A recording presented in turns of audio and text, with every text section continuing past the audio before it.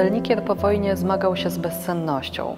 Często budził się w środku nocy z koszmaru sennego i czuł ogromną potrzebę oddania swojego snu na płótnie bądź w grafice.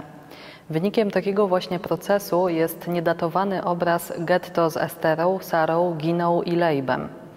Z lewej strony obrazu stoją zwrócone do siebie matka Izaaka Celnikiera Estera i jego siostra Sara, które zginęły w czasie powstania w getcie białostockim.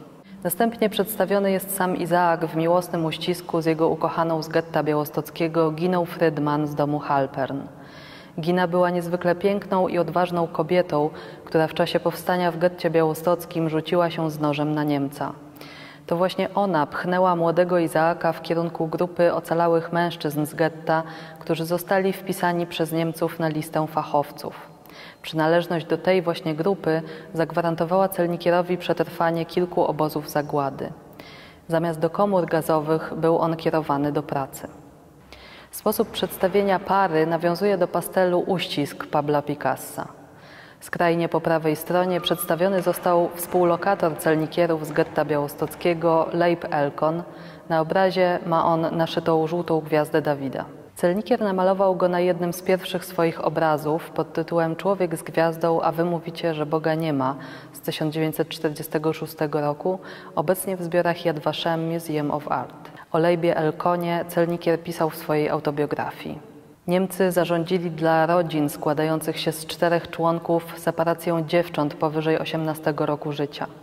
Z naszego pokoju, z rodziny Elkon, 4 osoby, 2 dziewczyny zostały przeniesione wraz z innymi kobietami w kierunku Prażan, skąd otrzymaliśmy na początku 2-3 listy o tym, że wszystko w porządku, a potem cisza. Trzeba było żyć w tej śmiertelnej premedytacji niemieckiej, żeby zobaczyć, jak w codzienność wsączało się niszczenie więzi afektywnych poprzez cyniczną torturę, powtarzaną, prowadzącą do szaleństwa albo samobójstwa. Zabierali córki i synów, z dnia na dzień wprowadzali panikę oczekiwania. Niszczyli tkankę nerwową i odporność psychiczną rodzin poprzez poszukiwania bez celu. W naszym pokoju ich brat Leib Elkon, człowiek religijny, rzemieślnik, hydraulik, wraca z pracy do domu ze złamaną nogą. Bardzo szybko wpada w ostrą schizofrenię, myląc w delirium imiona swoich sióstr, Feigl, Rachel. I nawet w najstraszliwszych krzykach widać ostrą jasność widzenia, uwolnioną przez delirium, która nie odważyłaby się ujawnić w normalnych warunkach. Jego prawda jest w gruncie rzeczy i naszą prawdą. Jak oddać się w ręce szaleństwa?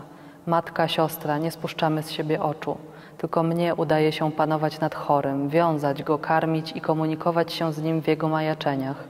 Całe noce czuwam przy nim, przyglądając się jego delirium, w które wchodzę, by go uspokoić. Udało mi się znaleźć sposób na jego ataki, rachunki. Kiedy nie byłem w stanie go okiełznać, rzucałem kilka zagadek matematycznych i wpadał w deliryczne skupienie. Biegałem nocami po getcie w poszukiwaniu lekarza i insuliny, kilka prób samobójczych.